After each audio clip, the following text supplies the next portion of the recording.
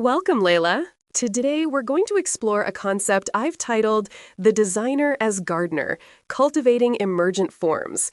It's a critical discussion about rethinking design agency and truly embracing unpredictability and material intelligence in our creative processes. Thank you, Eleanor. I'm really keen to understand this better. I've been thinking a lot about how to move beyond purely prescriptive design, so the idea of embracing material intelligence sounds incredibly important for my own work.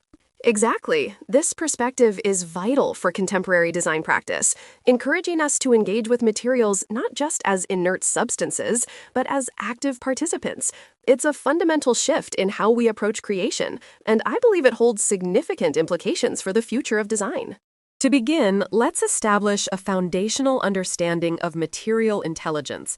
It's not merely about smart materials, but rather the intelligence that emerges from dynamic interactions between AI, robotic systems, and the materials themselves.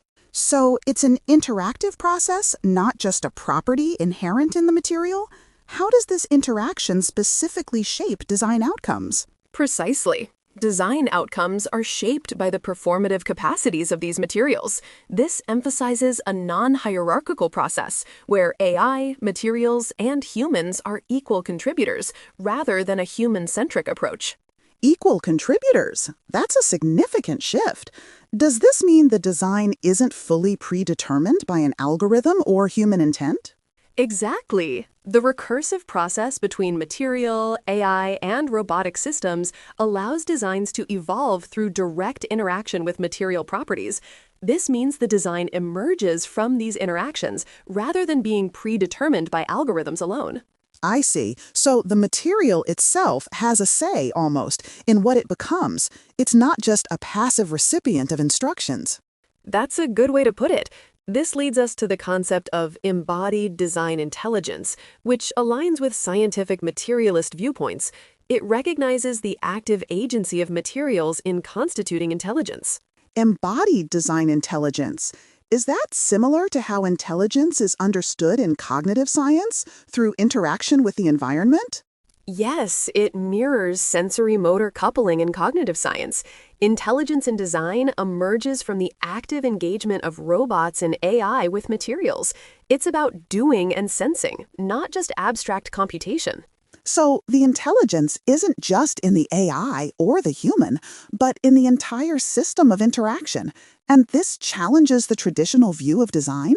It fundamentally challenges the traditional subject-object binary. We treat AI and materials as dynamic agents that actively shape design possibilities, rather than inert objects to be manipulated by a human subject. That makes sense.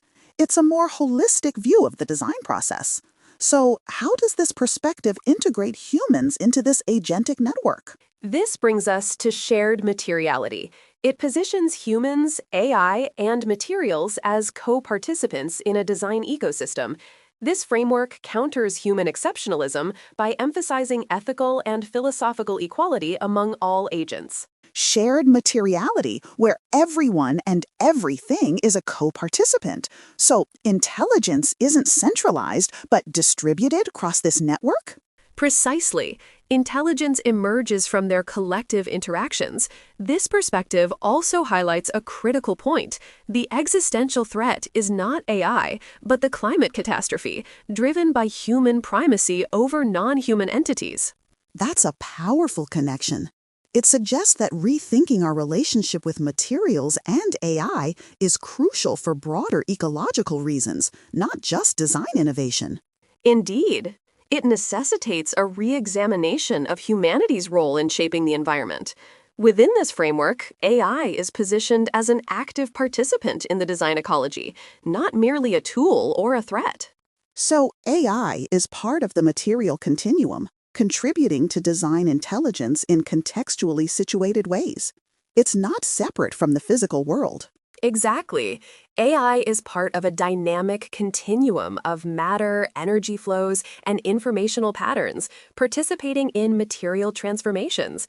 This aligns with new material philosophy, where materiality includes physical matter, energy, and information flows. To summarize, material intelligence involves dynamic interactions between AI, robotics, and materials, leading to emergent designs.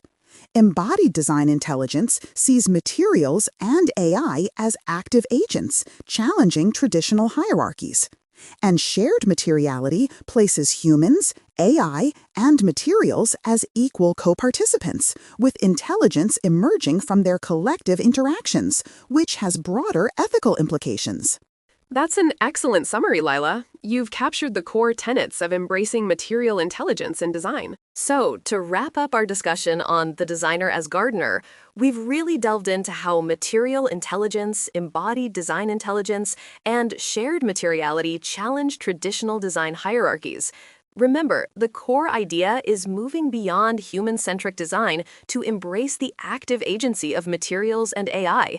For your studies, I'd suggest focusing on the distinctions between these three concepts and how they collectively redefine the designer's role.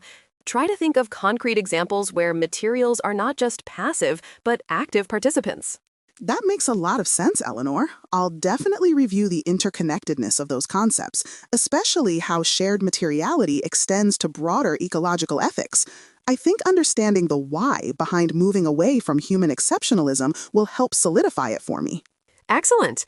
And for our next session, we'll build on this by exploring the practical applications of these philosophies in contemporary architectural and product design, looking at specific case studies where emergent forms have truly been cultivated. We'll see how these theoretical frameworks translate into tangible outcomes.